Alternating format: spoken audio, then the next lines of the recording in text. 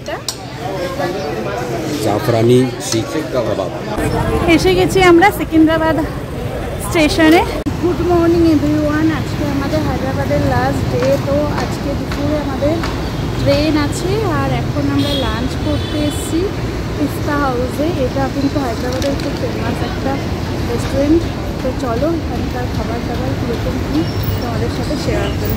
তো এখনই আমরা লাঞ্চ করে নেব। এখন 11:30 মতো বাজে, আমাদের 2টো নাগাদ বেরোতে হবে। তো আজকে লাঞ্চ আর ব্রেকফাস্ট একসাথে ব্রাঞ্চ করা হবে আর কি।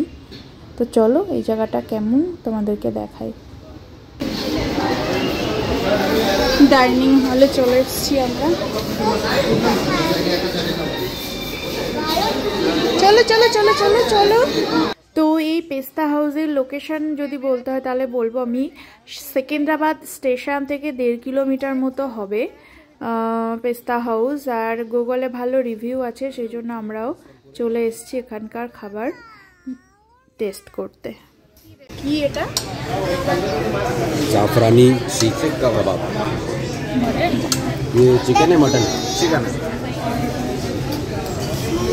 জাফরানি শিক কাবাব। তো আমরা এখানকার কাবাব ট্রাই করে দেখলাম। জাফরানি শিক কাবাব, চিকেন শিক কাবাব সুন্দর টেস্টি ছিল, দুর্দান্ত খেতে ছিল। যদিও আমরা আজকে হালকা ফুলকা খাবো, তো এখানে বিরিয়ানিও খুব ভালো পাওয়া যায়। আমরা বিরিয়ানি আজকে আর খাচ্ছি না, এসে থেকে খালি বিরিয়ানিই খাচ্ছি। তো আমরা হালকা এই যে ডাল মাখনি, পনির আর এখানে প্লেন রাইস বলে কিছু পাওয়া যায় না, তো আমরা বিরিয়ানির উপরে যে সাদা ভাতটা থাকে সেটা নিয়ে নিয়েছিলাম।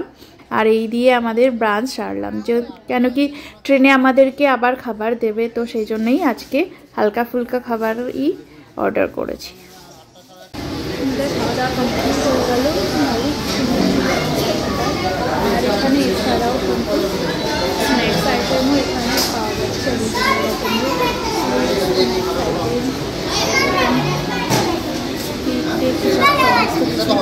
পাওয়া যাচ্ছে। আসলে হায়দ্রাবাদে আসলে পিস্তা হাউসে আসতে পারে খাবার ট্রাই করতে পারে। এবার আমরা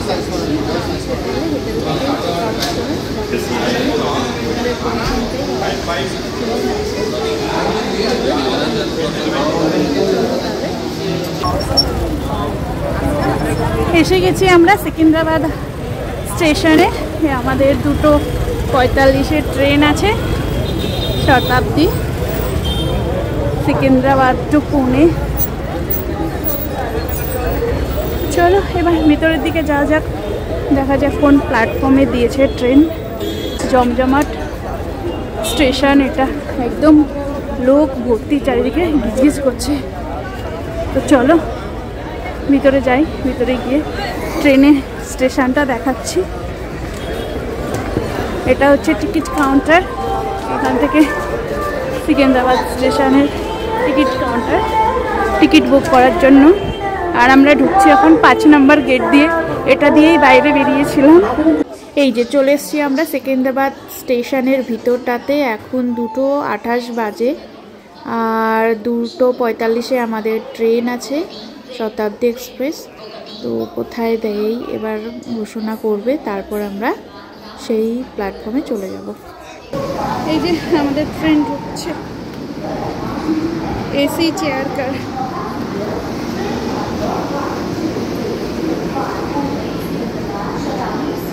এই যে ট্রেন ঢুকছে, চলো ট্রেনে বসে নিয়ে আবার কথা হচ্ছে। 3টে বাজে ছাড়লো সিকিন্দ্রাবাদ থেকে, আজকেও উল্টো। তো এই যে প্রায় 15 মিনিট লেট করে ছাড়লো। পুনে থেকে সকালবেলায় যে ট্রেনটা আসে সিকিন্দ্রাবাদে, শতাব্দী এক্সপ্রেস, সেটাই কিন্তু আবার সঙ্গে সঙ্গেই আর কি ছেড়ে দেয়। তো আজকেও আমাদের উল্টো দিকেই সিট পড়েছে, আগের দিনও উল্টো দিকেই পড়েছিল। তো গাড়ি নাম্বার 12026 সিকিন্দ্রাবাদ টু পুনে শতাব্দী এক্সপ্রেস মোটামুটি সিকিন্দ্রাবাদ থেকে ছাড়ে 2:40 নাগাদ, আর ইয়েতে পুনেতে গিয়ে পৌঁছাই 11:10-15 রাত 11:10-15 নাগাদ।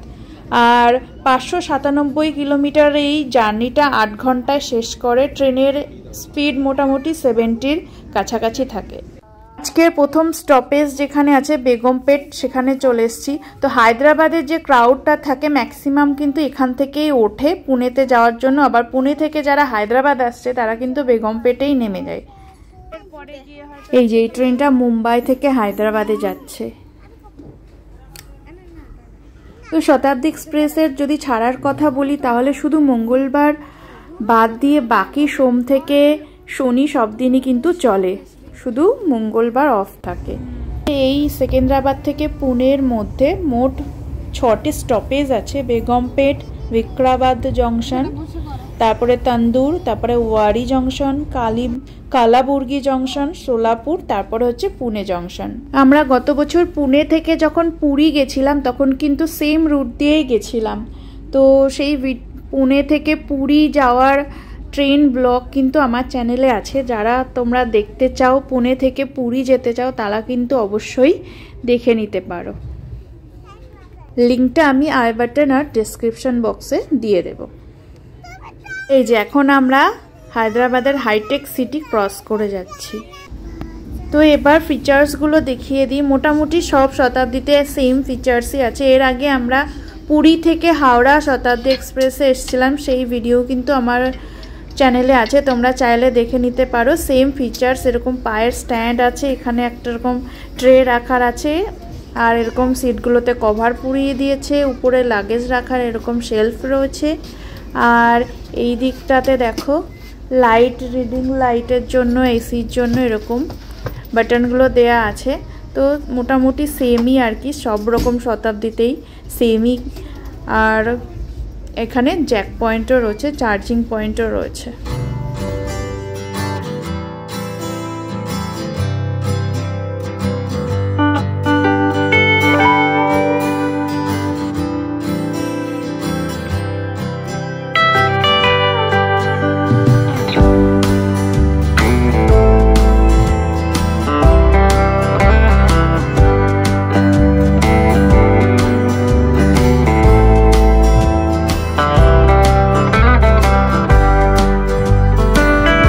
এই যে মোটামুটি আমরা সিটি থেকে বাইরে চলে এসেছি। আর এখানে দেখো সমস্ত ধানের চাষ করা হয়েছে, পুরো এরিয়াটা জুড়ে হলুদ হয়ে রয়েছে, সোনালি ধান পেকে রয়েছে। কি অপূর্ব সুন্দর দেখতে লাগছে, অনেক দিন পরে দেখছি, মানে খুব ভালো লাগছে দেখতে, জানলা দিয়ে অপূর্ব দৃশ্য।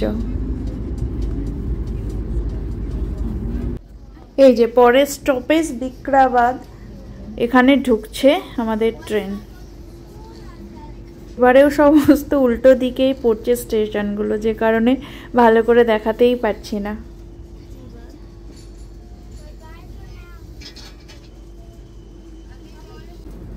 আর এই যে বিক্রাবাদ ক্রস করার পরপরই আমাদের এই যে ইভিনিং স্ন্যাক্সটা চলে এসছে।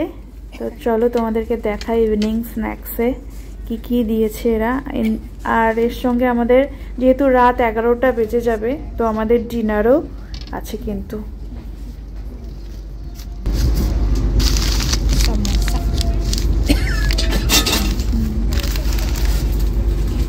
ভেজের স্যান্ডউইচ,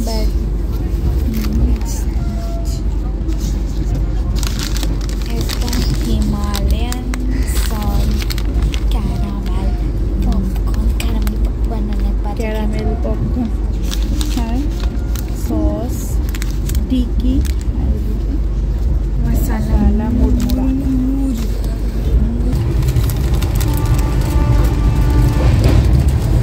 ভালোই লাগছে, ভালো লাগছে।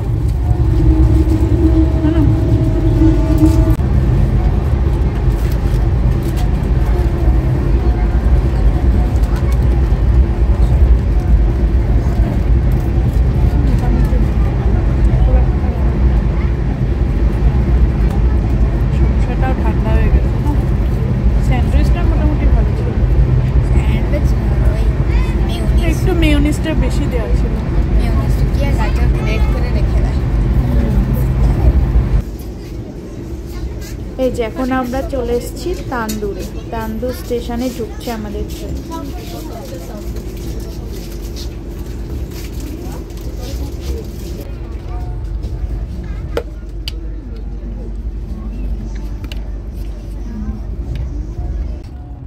আর যত মহারাষ্ট্রের দিকে যাচ্ছি, কাছে আগাচ্ছি, ততই দেখো ওই দিকটাতে কাপাস গাছের চাষ করা হচ্ছে। এই যে তুলোগুলো ফেটে ফেটে, ফলগুলো ফেটে ফেটে তুলোগুলো বেরিয়ে আছে, আর কি অপরূপ সুন্দর দেখতে লাগছে। ফলগুলো সব সাদা সাদা তুলো দেখা যাচ্ছে, মনে হচ্ছে যেন ছোটো ছোটো সাদা সাদা ফুল ফুটে রয়েছে, অপূর্ব সুন্দর দেখা যাচ্ছে। মহারাষ্ট্রে কিন্তু খুব কাপাস চাষ হয়, আর এদিকে কাপাস আর এদিকে অড়হর ডাল যেটা হয় সেই গাছ, তার সঙ্গে আখ, এই সমস্ত কিছু কিন্তু মহারাষ্ট্রে খুব ভালো হয়। এগুলো সব অরলের ডালের গাছ।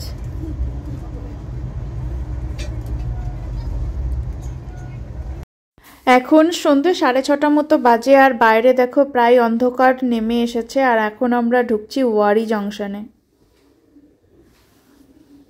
এরপরে আছে কালবুর্গি বা কালাবুর্গি, তারপরে আছে সোলাপুর, তারপরে পুনে।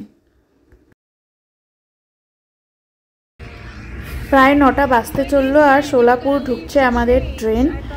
আর এখনো পর্যন্ত ট্রেন তো প্রথমেই 15 মিনিট লেট ছেড়েছিল, আর তারপরে লেট করতে করতে প্রায় ঘন্টাখানেক লেটে চলছে আমাদের ট্রেন। এরপরে দেখা যাক পুনেতে কখন পৌঁছায়। এই যে সোলাপুর ক্রস করার পরপরই আমাদের ডিনার দিয়ে দিল। তো ডিনারে আমরা ভেজ ননভেজ দুরকমই ট্রাই করছি। এটা চিকেন থালি আছে, এই যে ডাল দিয়েছে, চিকেন দিয়েছে, রসগোল্লা দিয়েছে, একটা মিক্সড ভেজ দিয়েছে, রুটি দিয়েছে, আর ভাত দিয়েছে। ওটা আর ভেজে হচ্ছে পনির, তাই তো? বাকি সব একটু লবণ চাইয়ে নিলাম। পনির কেমন ছিল? ভালো? পনিরও বলছে ভালো ছিল, আর আলুটাও বেশ ভালোই লাগছে।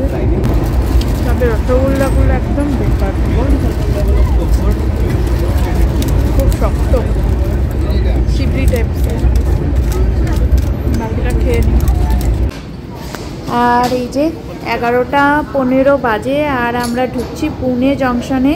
সোলাপুরের পর থেকে ট্রেন দুর্দান্ত টেনেছে, আর একদম টাইমেই চলে এসছে পুনে জংশন। তো এবার নামতে হবে, নেমে আবার এখান থেকে আমরা যাব ওয়াগলি। তো বেশ খানিকটা টাইম লাগবে, চলো নেমে আবার কথা হচ্ছে।